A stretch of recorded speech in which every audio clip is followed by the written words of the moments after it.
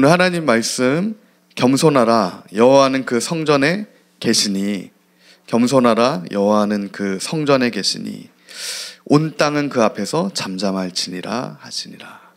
제목이 뒤에까지가 있는데 너무 긴 것 같아서 앞에만 좀 줄였습니다. 하나님께 매달려 있는 자, 하나님께 끝까지 매달리는 자라는 이름의 뜻의 하박국 선지자입니다. 그의 이름처럼 하박국 선지자는 끝까지 주님의 응답을 구합니다. 끝까지 주님의 응답을 구하는 기도에 주님께서 반드시 응답해 주실 줄 믿습니다. 하박국에는 마침내 하나님의 명확하고 분명한 응답이 그의 삶 가운데 임하게 됩니다. 지난주 살펴봤던 1장에서의 하박국의 질문은 무엇이었습니까? 하나님은 선하십니까?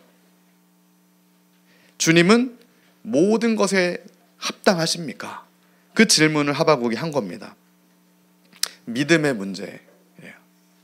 하나님이 선하시다면 이 세상은 근데 왜 이렇습니까? 하나님이 모든 것에 오르시다고 하신다면 나의 삶은 왜 이렇습니까? 그 불의를 가지고 하나님께 질문하며 하박국이 1장에 나아갑니다.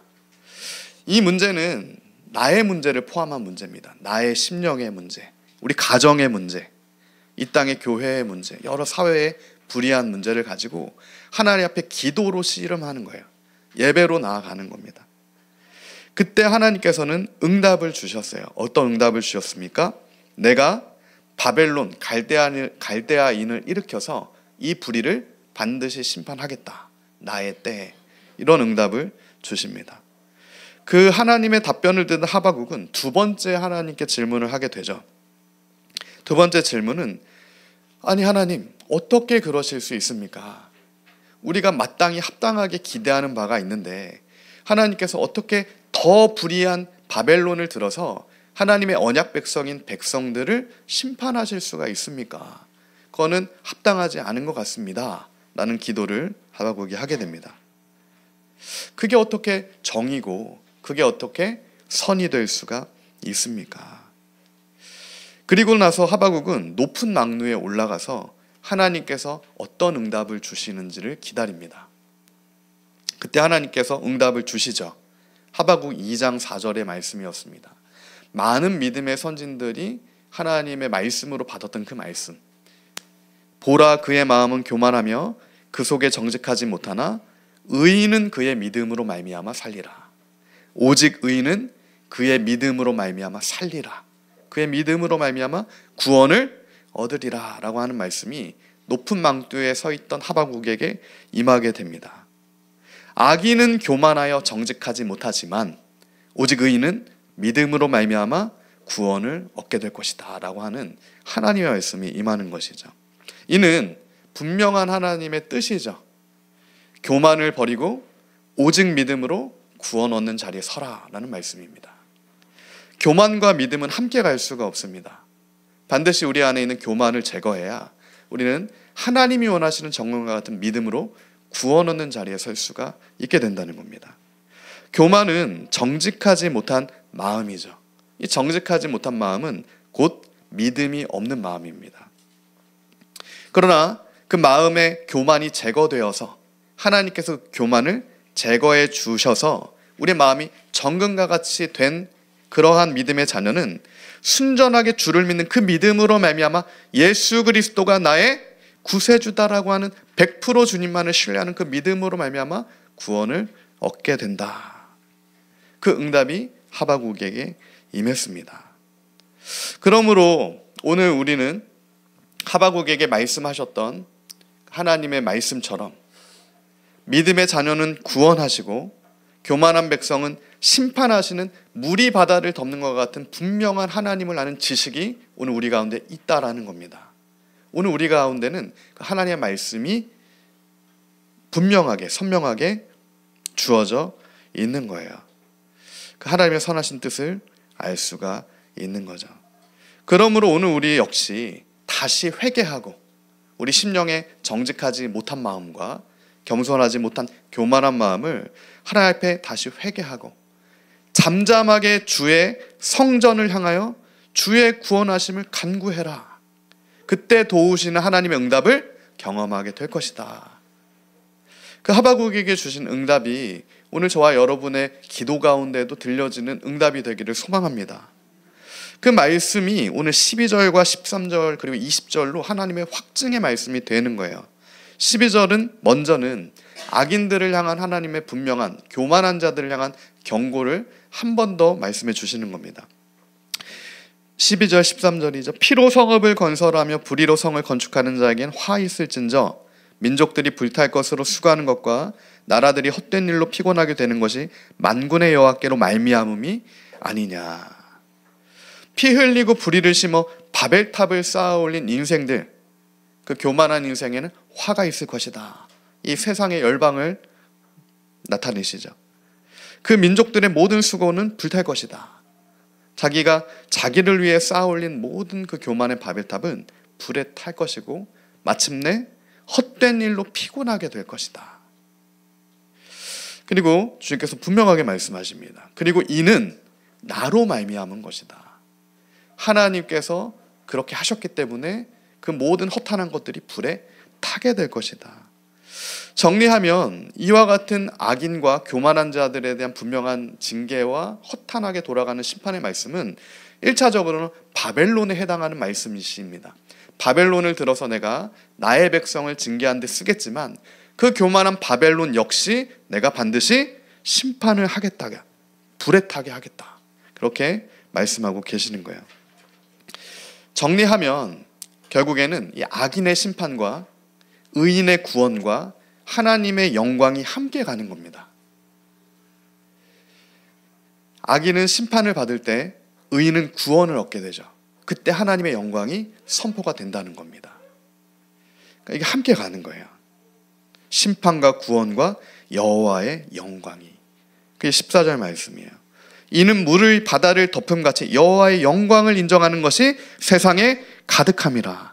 여호와의 영광을 인정하는 것이 온 세상 가득할 때, 그 여호와의 영광을 인정하는 것이 나의 삶에 가득할 때, 그 전까지는 내가 나의 영광을 구하고 내가 나를 위한 탑을 쌓았지만 그게 아니라 더 이상 나를 위한 탑을 쌓은 것을 포기하고 그 모든 것이 불에 타는 허탄한 것임을 우리가 주님 앞에서 철저하게 인정하고 다시 주님의 영광만을 바라보며 주님의 영광만을 높이는 그 자리로 나아갈 때 의인은 믿음으로 구원을 얻게 되는 그 주님의 십자가의 역사가 오늘 우리 삶 가운데 주어진다라는 사실입니다. 그 십자가의 피 묻은 죄사함의 능력 있는 역사가 오늘 우리의 모든 수치를 제거하시는 주님의 새롭게 하시는 은혜가, 우리의 굳은 마음을 정직한 마음으로 변화시키시는 주님의 그 은혜가 오늘 우리 삶 가운데 물이 바다를 덮는 것 같이 충만하게 된다. 우리가 그 은혜를 구하게 됩니다. 이게 원어적으로 하면 북한어 성경에 번역된 대로 하면 여호와의 영광을 인정하는 그 지식이 충만하게 되는 거예요. 우리가 하나님을 그제서야 온전하게 알게 되는 겁니다. 그동안 귀로 들었던 것을 이제 눈으로 보아, 아, 나의 뜻은 틀린 거구나. 내가 나를 세우기 위한 모든 것이 시도가 바벨론의 시도와 다른 게 없었구나. 그러나 주님이 영광 받으시는 그 자리에 섰을 때 악인은 심판이요 곧 믿음 있는 자는 구원을 주시는 그 하나님의 영광이 선포되는 그 자리에 내가 순종하며 잠잠하게 주의 성전에서 거룩한 예배자로 서게 됐을 때, 아, 하나님의 충만한 영으로, 그 성령의 충만한 역사하심으로 내 삶에 놀라운 은혜와 회복을 주시는구나. 이것을 우리가 알게 된다는 겁니다.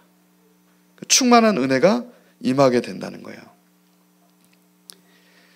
그와 같은 하나님의 뜻을 주님께서는 마지막으로 하바국에게 말씀하신 게 오늘 20절의 말씀입니다.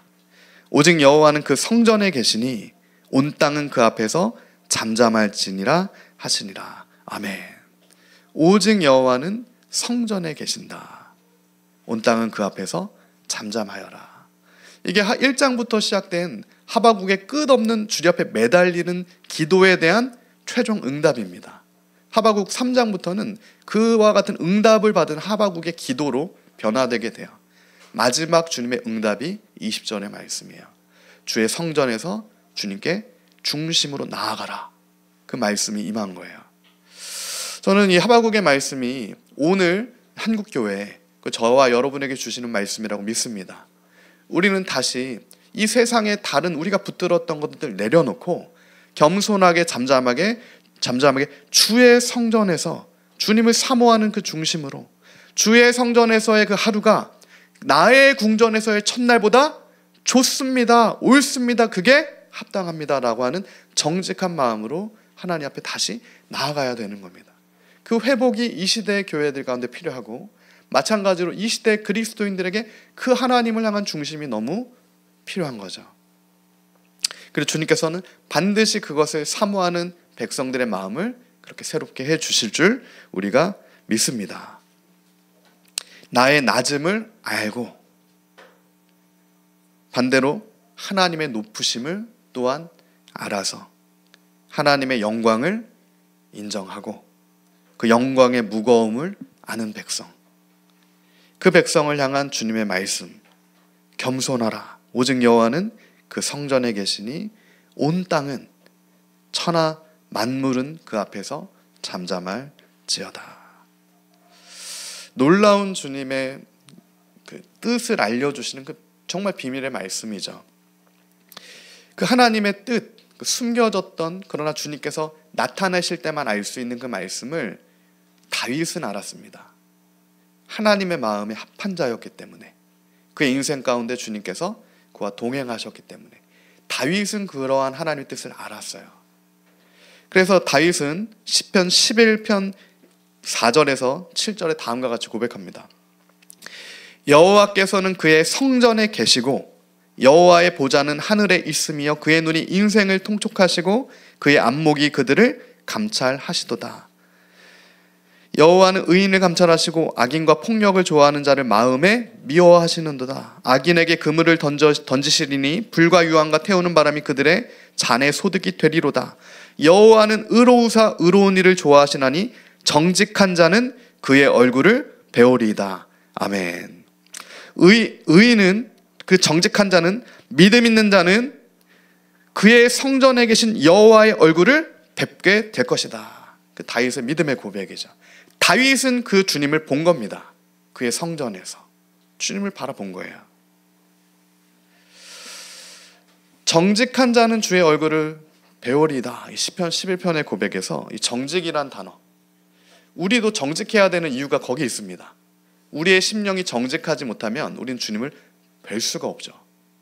우리가 그 정직한 거룩함에 믿음이 없으면 우리는 하나님을 알 수도 없고 뵐 수도 없습니다.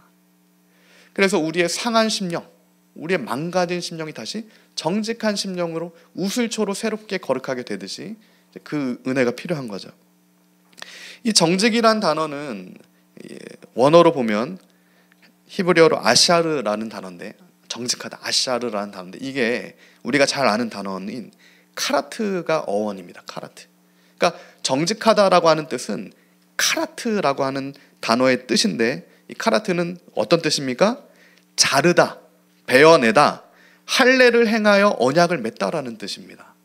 무슨 얘기냐면, 오늘 우리가 하나님 앞에 정직하게 서게 되는 것은 우리의 피 흘리는 손에 어떠함이 있지 않다는 얘기입니다. 우리의 어떠한 인생의 발걸음에 있지 않은 거예요. 내가 보기에 좋은 일 같은 것을, 윤리 도덕적인 것을 한 데 있지 않은 겁니다.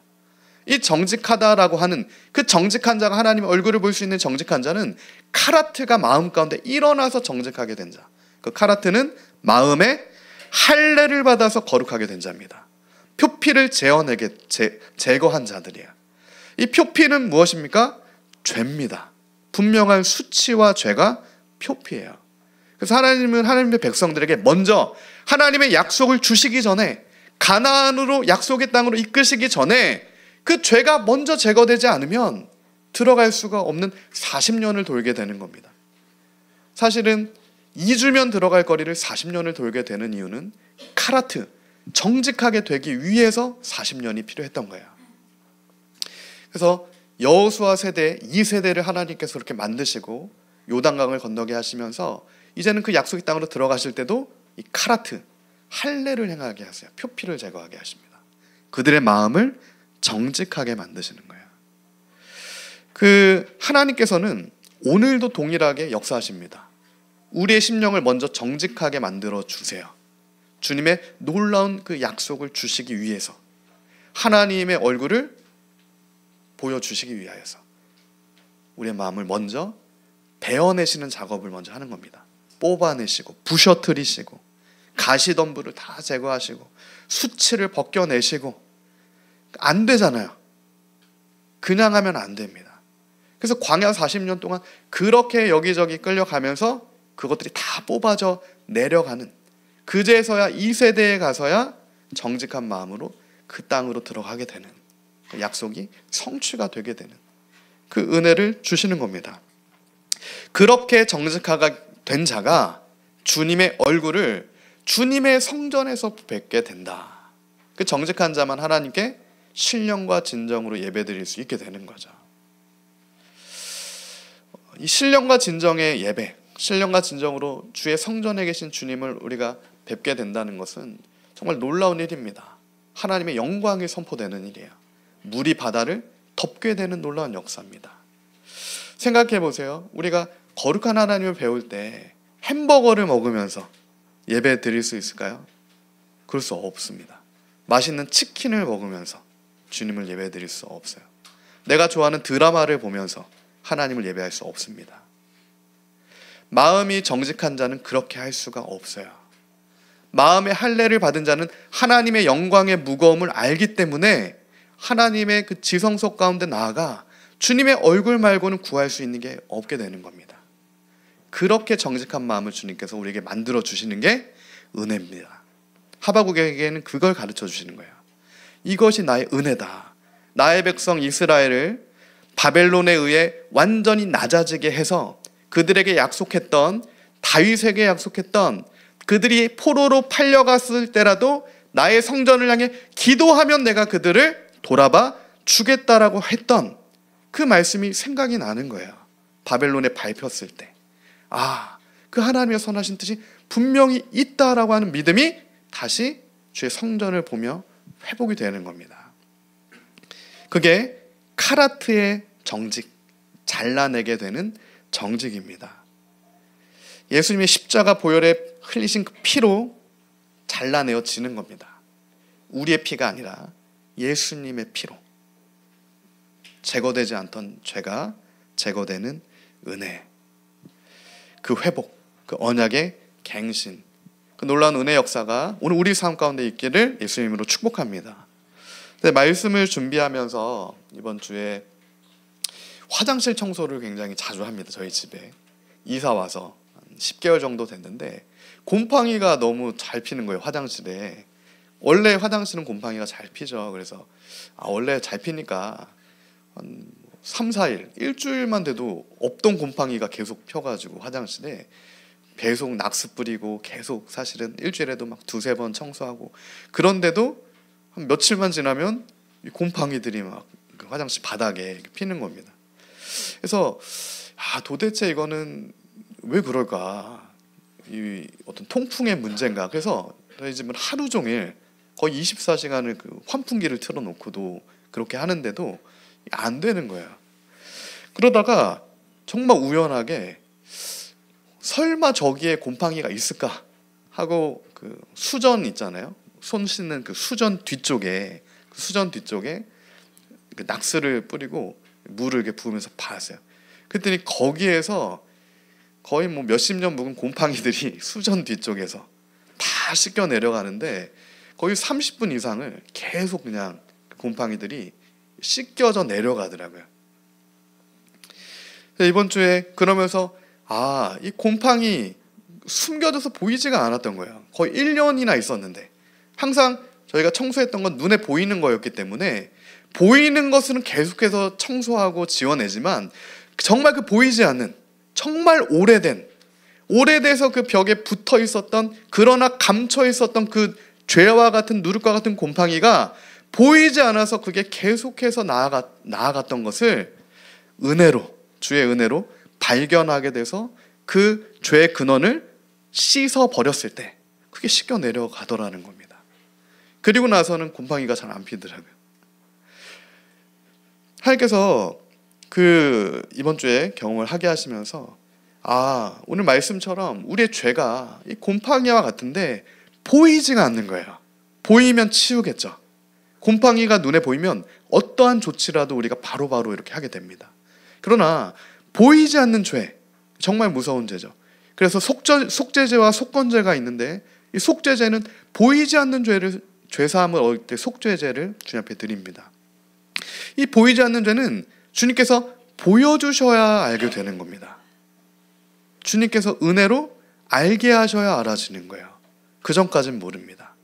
그래서 그 보이지 않는 죄의 근원인 곰팡이가 숨어있는 그 장소에서 계속해서 사실은 퍼져나갔던 그 죄의 근원. 그것을 주님께서 반드시 밝혀주셔서 우리로 제거하게 하신다. 그것을 위해 지금 우리의 인생을 흔들면서 인도하고 계신다. 또한 이번 주에 저희가 북한이 보이는 북한 선교 센터에 잠깐 방문한 적이 있었는데 최근에 북한 지하교회 전시관이 이제 완공이 됐다고 하셔서 보여주시더라고요. 한평 남짓한 여기에 한 4분의 1 정도 되는 크기의 북한 실제 지하교회 그 교인들의 그 집을 만들어 놓고 실제 그들이 썼던 성경과 이런 것들을 전시해 놨습니다. 제가 카톡으로도 공유 드렸던 것 같은데, 근데 제가 거기에서 그것을 보다가 한 군데에 시선이 좀 머무르게 됐는데, 저희가 오후마다 지금 배우고 있는 웨스트민스터 신앙고백서 소요리 문답을 북한 성도들이 손으로 써가지고 숨겨서 공부를 하고 있더라고요. 그래서 그 전시관에 웨스트민스터 소요리 문답 손으로 휴지라 종이도 없으니까요. 휴지라든가 이런 데 써가지고 한 것이 실제 가져와서 전시가 되어 있어요. 이것을 보면서도 정말로 이 시대 가운데 하나님이 원하시는 하나님의 얼굴과는 정직한 마음, 그 겸손한 마음, 잠잠히 주님의 약속만을 그 성전에서 바라는 그 진짜 진실된 마음은, 그 진짜 진실된 신앙은 어떠한 믿음이고 어떠한 신앙이 되어야 하는 것인가, 이것을 생각하게 됩니다. 마음이 정말 귀하죠. 하나님 앞에서 그렇게 신앙을 이어가고 있는 하나님의 백성들이 있다. 지금도 잠잠히 주의 성전에서 주님의 얼굴만을 구하는 하나님의 백성들이 살아 있다라는 겁니다. 그러므로 오늘 우리가 다시 이 시대의 누룩 가운데 함께 참여하는 자가 되지 않고, 지금 이 시대는 많은 누룩이 있습니다. 보이지 않는 그 죄로부터 파생되는 수많은 사실은 거짓된 나의 바벨탑을 쌓고자 하는 신앙이 이미 한국 교회 안에도 너무 팽배하게 있어요. 그래서 우리도 모르게 그게 맞는 것처럼 나아가게 돼버립니다. 보여지는 숫자와 보여지는 크기와 나의 만족과 이런 것들을 같이 추구하게 돼요. 그러나 그렇지가 않다는 거예요. 하나님께서 그 정직하지 않은 마음을 먼저 다 카라트 제거해야만 하나님이 주시는 물이 바다를 덮는 것 같은 정말 하나님의 얼굴을 아는 그 충만한 기쁨과 평안과 은혜가 우리 삶 가운데, 교회 가운데 주어질 수 있다라는 겁니다. 저는 그와 같은 은혜가 저와 여러분의 있기를 소망하고, 북한 주민의 그 중심, 그 정직한 마음과 같은 마음이 또한 우리 교회와 우리의 마음이 되기를 간구합니다. 그때 주님께서 그렇게 온전하게 다시 새롭게 해주실 줄 믿습니다. 우리가 조금 더 중점적으로 살펴보고 싶은 것은 그럼 이 성전이란 무엇인가? 성전이란 무엇인가? 생각보다 이 성전에 대해서 좀 잘못된 개념을 잡고 있는 성도들이 많습니다. 대화를 해보면 저도 옛날에 그랬고요. 근데 성경에서는 하나님의 성전을 굉장히 중요하게 생각해요. 구약에서는 하나님의 성전은 주님의 그 언약궤, 약속의 말씀이 놓여져 있는 지성소였죠. 지성소. 하나님이 임재하시는 그 장소가 주의 성전이었어요. 그럼 신약에서는 그 성전이 어디가 되는 겁니까? 지금 눈에 보이는 지성소가 있나요? 신약의 성전은 성경에서 분명하게 증거하죠. 개인의 마음인 동시에 또한 머리 대신 예수 그리스도의 몸된 공동체로서의 눈에 보이는 교회다. 이 두 가지가 다 주님의 성전이다라고 우리에게 증거합니다. 개인도 주님의 성전이 되고요. 또한 보다 눈에 보이는 확실한 성전이 공동체로서의 우리가 그리스도를 머리로 두고 연합된 지체로서의 이 성전인 거예요. 이 두 가지 차원이 있는 겁니다. 두 가지 차원이 다 거룩한 성전이 돼야 되는 거예요. 한 가지만으로는 되지 않습니다. 두 가지가 다 거룩한 성전으로 세워져야 그 거룩한 성전에서 우리가 주님의 얼굴을 뵙게 되는 거죠. 개인의 성전, 먼저 고린도전서 6장 19절은 너희 몸이 거룩한 성령의 전이다라고 우리에게 증거하는 겁니다. 성령 하나님께서 거하시는 전이 먼저는 우리의 몸이다, 우리의 중심이다. 그래서 우리가 그 성령께서 우리를 거룩하게 하시는 거죠. 내주하시는 성령께서 우리를 믿음을 날마다 새롭게 해주시는 거예요. 그리고 또한 지체로서 공동체로서의 이 전체가 하나님의 성전이다라고 분명하게 우리에게 말씀하십니다. 에베소서 2장 21절에서 22절 말씀이죠. 그의 안에서 건물마다 서로 연결하여 주 안에서 성전이 되어가고 너희도 성령 안에서 하나님이 거하실 처소가 되기 위하여 그리스도 예수 안에서 함께 지어져 가느니라. 아멘. 에베소서 2장 21절을 우리에게 분명하게 증거하는 거죠. 예수님 안에서 우리가 서로 연결되어져서 주 안에서 성전이 되어 간다. 할렐루야. 이 성전이라고 하는 것은 완성형이 아닌 거예요. 함께 지어져 가야 되는 겁니다. 함께 계속해서 이 곰팡이들은 제거하고 눈에 보이지 않는 죄는 제거하고 하나님이 기뻐하시고 거룩하신 그 은혜의 터를 계속해서 세우고 건물마다 유기적으로 연결되어지고 건물을 지을 때 가장 먼저 필요한 게 뭡니까? 터를 먼저 닦아야 됩니다. 평평하게 터를 닦아야 돼요. 그리고 먼저는 그 기초 공사를 탄탄하게 해야 돼요. 밑으로 내려간 만큼 올라갈 수 있습니다. 밑으로 내려가지 못한 건물은 높이 올라가면 올라갈수록 한 번에 무너지게 돼 있어요. 그래서 먼저는 평탄화 작업을 하고 깊이 뿌리를 내는 그 작업을 먼저 해야 됩니다. 그러면 세워지는 것은 쉽게 세워져요. 오늘날 기술이 너무 좋아졌죠. 밑으로 파는 게 어렵습니다. 암벽을 뚫고 내려가는 게 어려워요. 한번 세워지려고 치면은 순식간에 이렇게 세워지게 되어 있습니다. 오늘 저와 여러분의 삶 가운데서도 우리가 주님의 성전으로 지금 세워져 가고 있는 거예요. 뭐가 더 어렵습니까? 세우는 건 쉬운 겁니다. 그러나 부셔뜨리고 깊이 주님 안에 그 안에 뿌리 박는 것은 어려워요. 그러나 그 어려운 건 먼저 해야 됩니다. 할례를 행하는 건 어렵습니다. 우리의 마음을 정직하게 하는 건 너무 어려워요. 그러나 반드시 그것 먼저 해야 되는 거예요. 그러면 주님께서는 여리고를 주십니다. 여리고는 쉽게 무너져요. 믿음으로 무너집니다. 7바퀴 돌면 군사로 무너지는 게 아니라 주님께서 주님의 섭리로 무너뜨리셔서 그 놀라운 하나님의 영광을 보여 나타내 주시는 겁니다. 그렇기 때문에 우리가 주님 안에서 각 지체들이 하나님께서 교회 몸으로 이렇게 지체로 섭리 가운데 묶어주신 우리가 철을 날카롭게 하면서 거룩한 성전으로 함께 지어져 가야 합니다. 함께 아름다운 성전으로 주님이 거하시는 그 성전으로 정말 아름답게 지어져야 해요. 개인도 거룩하게 세워져야 하고요. 이 교회, 주의 몸된 교회, 지체로서의 교회도 거룩하게 세워져야 한다는 겁니다.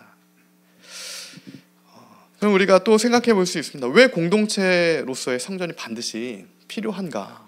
성경적으로 어떠한 중요성과 의미가 있는가? 그 이유는 앞서 얘기한 것처럼 하나님께서 충만하게 거하시는 장소가 주님의 몸된 교회이기 때문입니다. 성령께서 우리에게 내주하시고 동시에 하나님께서 충만하게 거하시고 역사하시는 장소가 주님의 함께 지어져가는 거룩한 주님의 교회, 성전이 또한 되는 거예요. 은혜가 흘러가는 장소가 되는 겁니다. 큰 우산이 되어주는 거죠. 그 하나님의 섭리가 있는 거예요. 그래서 우리가 함께 지어져 가면서 여러 가지 사실은 좋은 것도 보고 사실은 좀 부족한 것도 보면서 반면교사, 사울처럼 반면교사도 보고 그렇게 다윗처럼 거룩하게 내가 세워져 가는 겁니다. 그게 주님의 은혜다라는 것을 하박국에게 정확하게 알려주시는 거예요. 이 모든 것이 너를 정직하고 새롭게 만들기 위한 나의 뜻이다. 내 백성 이스라엘을 그렇게 예배자로 만들기 위한 나의 뜻이다. 성전에서 너희가 나를 이제는 보게 될 거다. 그 말씀을 하신다는 거죠. 또한 우리는 혼자서는 머리가 될 수 없는 거죠. 우리는 머리가 아닙니다. 우리가 머리 되고자 하는 주권을 포기해야 되는 거야. 내 삶도 그렇고요. 교회도 그렇습니다. 교회 머리는 예수님이세요. 우리 한 명 한 명이 머리가 아닙니다. 우리는 주님의 머리 대신 예수님이 부르신 지체예요. 지체는 뭡니까? 누구는 손가락으로, 누구는 발로, 누구는 몸으로, 누구는 머리카락으로. 다 사실은 하나님의 합당한 뜻대로, 선하신 뜻대로 그렇게 주님의 뜻 안에서 지어져 가는 겁니다. 그러므로 손이 발 보고 내가 더 옳다라고 할 수 없는 거예요. 눈이 입술 보고 내가 더 선하다 이렇게 주장할 수가 없는 겁니다. 완전한 우리의 주권에 대한 포기, 그게 주님의 거룩한 교회로 지어져 간다라는 뜻이에요. 정직하게 지어져 가는 것, 나의 낮음을 알고 주님의 높으심을 아는 것, 그때 하나님의 영광이 그 성전 가운데 머무르게 되죠. 진짜 하나님의 사랑과 은혜가 부어지게 됩니다. 그 풍성한 사랑 가운데 우리가 초대교회의 교회의 역사처럼 서로 떡을 떼고 정말 충만한 은혜 가운데 함께 이 시대 가운데 주님의 뜻을 끝까지 붙들고 그 좁은 길을 걸어갈 수가 있게 되는 거예요. 우리 개인은, 지체는 몸의 일부입니다. 전체는 아닙니다. 그러나 주님 안에서 우리는 하나가 될 수 있어요. 마치 팔과 다리를 분리시키지 않듯이 유기적으로 다르지만 몸으로서가 하나가 된다. 그때 그렇게 거룩한 몸으로 세워지는 것이 하나님의 거룩한 공동체로서의 교회다. 그래서 개인 예배가 교회의 공동체 예배를 대체하지 못하는 겁니다. 그래서 지금도 북한에서도 주일마다, 안식일마다 가정교회들 2명, 3명, 4명, 10명 이렇게 숨어서 예배를 드리는 거예요. 새벽에도. 주님의 뜻이 있는 겁니다. 그러니까 물이 바다를 덮는 것처럼 하나님 아는 지식이 이제 주어지는 자는 그 주님의 뜻대로 사실은 하나님 기뻐하시는 뜻대로 나아가게 되는 거죠. 내가 나의 교회를 세우겠다. 이게 예수님께서 우리에게 말씀하신 거잖아요. 마태복음 16장 18절의 말씀입니다. 예수님께서 그처럼 거룩한 교회를 직접 세워주셨다. 그러므로 오늘 저와 여러분의 거룩한 성전, 개인도 그렇고요. 이 지체로서의 공동체도 예수님께서 세워주신 겁니다. 그 믿음이 오늘 우리에게 있어야 돼요. 아, 나는 나의 뜻대로 한 건 줄 알았지만 그게 아니었구나. 예수님께서 우리를 세워주셨고 그렇게 우리를 더 주님 아름다운 건물로 만들어 가 주시는 거구나. 그 하나님의 영광을 인정하는 고백, 그 고백이 오늘 입술에서부터 주님께 드려져야 되는 고백인 거죠. 그렇기 때문에 이 두 가지가 함께 가야 주님의 거룩한 성전으로서의 개인이 믿음이 회복되고 거룩한 공동체로서의 지체들이 연결됐을 때 우리가 주님의 임재하시고 하나님이 임재하시고 역사하시는 거룩한 성전으로 지어져 갈 수가 있다라는 겁니다. 그 언약 안에서 그렇게 되는 거죠.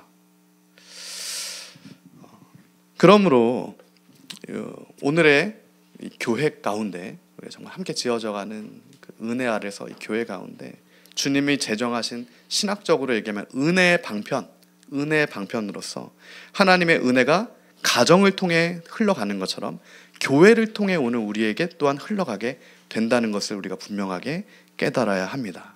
가정과 교회는 주님께서 세우신 거예요. 그래서 우리가 가정을 떠나서는 살 수 없죠. 우리 아이들이 가정을 떠나서는 살 수 없습니다. 하나님께서 가정을 통해 공급해 주시기 때문에 그래요. 교회도 마찬가지입니다. 하나님께서 교회를 통해 은혜를 공급해 주시는 거예요. 당연히 어렵습니다. 교회가 세워지는 건 쉽지가 않아요. 하나님께서 우리한테 세우라고 하시는 것도 쉽지가 않습니다. 그러나 그 어려운 그 자리에 하나님의 엄청나게 놀라운 큰 은혜가 흘러 충만하게 되는 겁니다.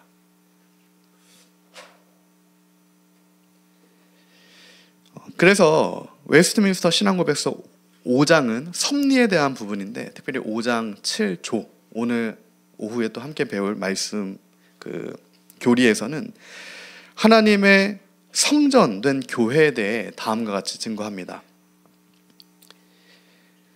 하나님은 그 무엇보다도 자신의 교회를 특별한 방식과 섭리에 따라 보호하신다. 이와 같은 방식으로 하나님은 모든 일들이 협력하여 선을 이루게 함으로써 자신의 교회에 유익이 되도록 섭리하시는 것이다. 그러니까 하나님의 은혜의 방편, 하나님의 은혜가 하나님이 세우시고 보호하시는 교회를 통하여서 하나님의 섭리에 따라 하나님의 백성들에게 유익이 되도록 흘러가서 선이 협력하여 이루어지게 된다. 이게 웨스트민스터 신앙고백서 5장 하나님의 섭리에서도 분명하게 밝히 드러내 보여주고 있는 겁니다.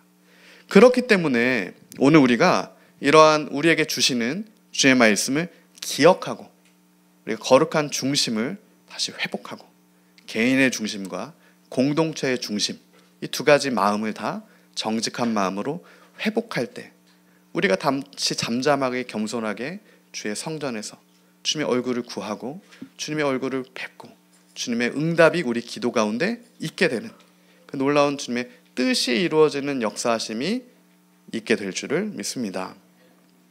이 말씀을 사실은 요한계시록에서 요한이 7교회에게 한 겁니다. 이 말씀을 한 거예요.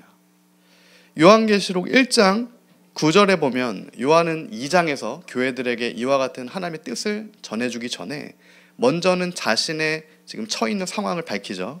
1장 9절에 나 요한은 너희 형제요 예수의 환난과 나라와 참음에 동참하는 자라.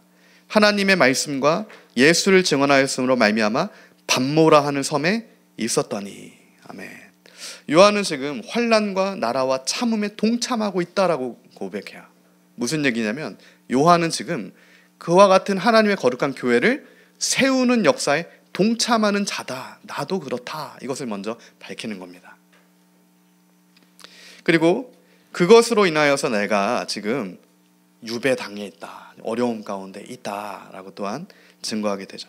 그런데 그러한 어려움 가운데 있는 요한에게 주의 교회를 몸된 교회를 세우는 그 열심을 통하여서 어려움 가운데 처하게 된 그 요한에게 하나님의 말씀이 들리게 되는 거예요. 10절이죠. 주의 날에 내가 성령에 감동되어 내 뒤에서 나는 나팔 소리 같은 큰 음성을 듣게 되는 겁니다. 밤모섬 유배지에서 하나님을 뵙게 되는 거예요. 가장 어려운 그 자리. 전승에 따르면 이 요한은 끓는 가마솥에 던져졌다라고 얘기됩니다. 모든 제자가 다 순교했듯이 요한도 끓는 가마솥에 들어갔지만 살게 돼서 밤모섬으로 유배가 되었다라고 얘기해요. 그건 또한 그 요한에게 사명이 있기 때문에 요한을 부르신 하나님의 뜻이 있기 때문에 교회들에게 이 요한계시록의 말씀을 전해줘야 될 그 부르심이 있기 때문에 죽음도 죽지 않게 죽음에서도 건져내셔서 요한에게는 그 사명을 이어가게 하시는 거죠. 이르되 내가 보는 것을 두루마리에 써서 에베소, 서머나, 버가모, 두아디라, 사데, 빌라델비아, 나오디게아 등 7교회에 보내라 하시기로. 그리고 나서 요한이 몸을 돌이키죠. 하나님의 음성을 들은 거예요. 아, 이것을 7교회에 보내라고 하시는 거구나. 그리고 주님을 봤을 때 7 금축대를 보게 됩니다. 그리고 어떤 음성을 듣게 됩니까? 내가 볼 때 그의 발 앞에 엎드려져 죽은 자같이 되매 그가 오른손을 내게 얹고 이르시되 두려워하지 말라. 나는 처음이요 마지막이다 라고 하는 말씀을 듣게 돼요. 그리고 이것이 1장 15절에 그의 음성이 많은 물소리같이 나에게 들렸다라는 많은 물소리로 그 요한에게 들리게 됩니다. 하바국이 들었던 그 많은 물소리와 같은 여호와를 아는 지식의 영광이 요한에게 임하게 되는 거예요. 성령의 권능이 임하게 되는 겁니다. 오늘 우리의 교회도 이와 같은 놀라운 하나님의 역사가 있어야 됩니다. 우리의 눈을 벗겨내 주시는 하나님의 영광의 권능이 임할 때 물이 바다를 덮는 여호와를 아는 지식이 오늘 우리 안에 충만했을 때 비로소 요한이 7교회에게 전해주는 그 말씀이 우리 교회된 우리에게 들려질 수가 있는 것이고 하바국에게 말씀하시는 주의 성전에서 겸손하게 하나님을 구하라라고 하는 그 말씀이 또한 나에게 주신 말씀으로 내가 아멘하게 될 수 있다라는 거예요. 그러므로 기록해라. 내가 본 것은 내 오른손에 7별의 비밀과 7 근촉대라. 7별은 7교회의 사자고 7촛대는 7교회다. 일곱 교회에게 주신 하나님의 말씀은 분명합니다. 칭찬을 받는 교회가 있고 심판을 받는 교회가 있다라는 거예요. 교회인데도, 주님의 몸된 교회인데도 칭찬을 받게 되는 교회가 있고 심판을 받게 되는 교회가 있으니, 심판을 받게 되는 상황 가운데 놓인 교회는 지금 깨어서 다시 첫사랑을 회복해서 하나님의 뜻 가운데 나아가라 라고 하시는 거고요. 그 환난 가운데서도 지금 잘 가고 있는 교회들에는 격려해 주시는 거예요. 잘 가고 있다, 끝까지 충성되게 붙들고 가라.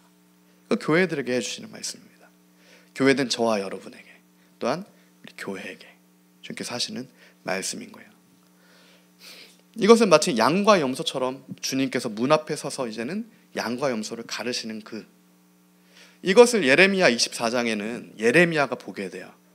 예레미야 24장에서 하나님께서 예레미야에게 환상을 보여주실 때 성전 앞에 놓인 두 광주리를 보여주십니다. 땅에 놓인 게 아니에요. 무화과 밭에 놓인 두 광주리가 아니고요. 하나님께서는 일부러 주님이 거하시는 그 성전 앞에 두 광주리의 환상을 보여주시는 겁니다. 성전 앞에 한 광주리에는 먹을 수 있는 극상품의 무화과 나무 열매가 맺혀 있고요. 성전 앞에 놓인 다른 광주리에는 먹을 수 없는, 사실 버려야 하는 무화과 열매가 놓여 있어요. 예레미야는 예레미야 24장에서 그 두 광주리를 보게 되는 겁니다.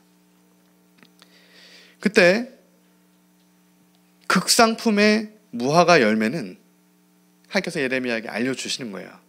이 정직한 마음이 회복된 겸손과 믿음의 중심의 광주리가 되는 겁니다. 그 열매가 되는 거예요. 믿음에 먹을 수 있는 아름다운 열매인 거예요.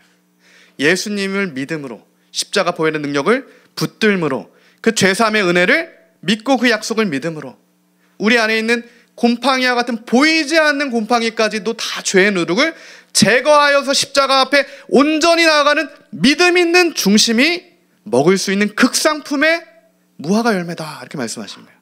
그러나 먹을 수 없는 무화과 열매는 무엇이냐? 무화과 열매가 안 달린 게 아닙니다. 달렸어요. 그러나 무화과 열매가 금방 부패합니다. 금방 먹을 수 없게 돼요. 첫사랑을 잃어버린 열매다. 수치와 죄가 완전하게 제거되지 않는 열매다.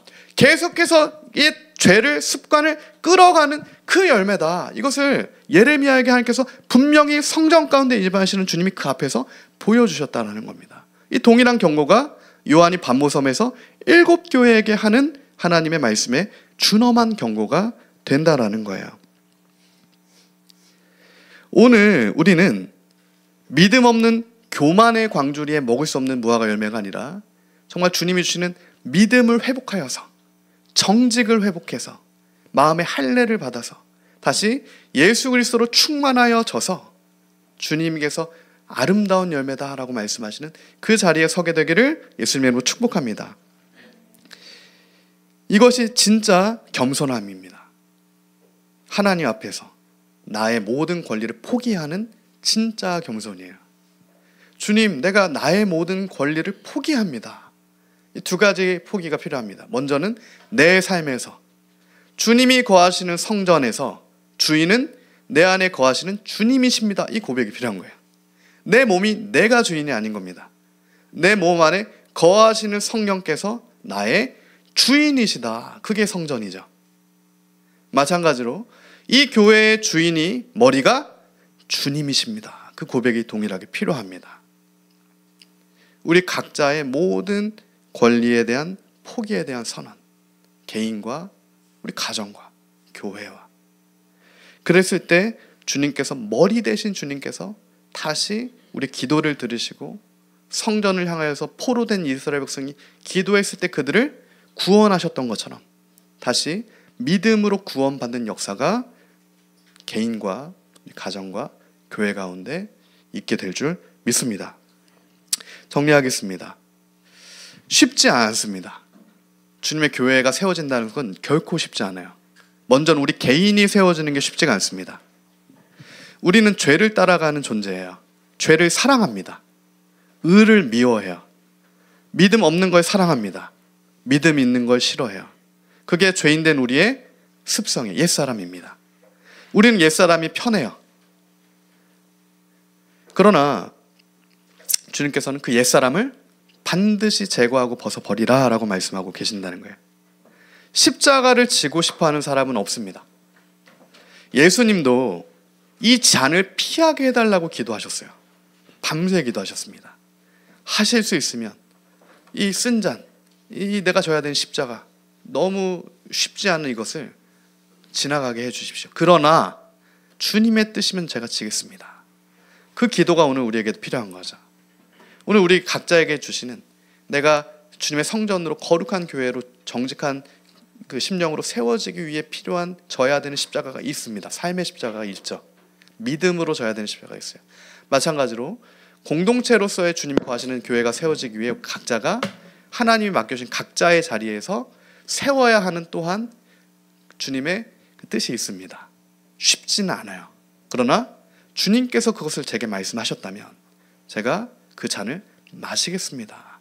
그 정직한 마음이 회복돼서 주님 앞에 합당한 고백을 올려드리는, 그 나에게 주시는 나의 십자가를 지고 주님의 길을 걸어가는, 쉽지 않지만 주의 몸된 교회를 우리가 함께 세워야 합니다.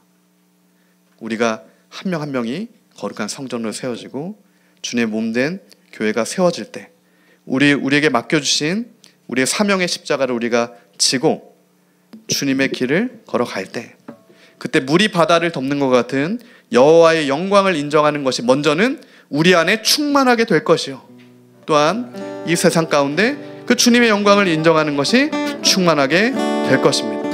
우리가 그 은혜를 붙들고 오늘도 겸손하게 성전에 거하시는 주님을 바라보며, 하나님, 우리가 그렇게 주님의 거룩한 성전 되길 간구하고 주님의 충만한 임재가 우리 교회 가운데 충만하기를 또한 하나님 기도합니다. 하바국의 중심으로 우리 함께 기도하며 나아갑시다. 기도합니다.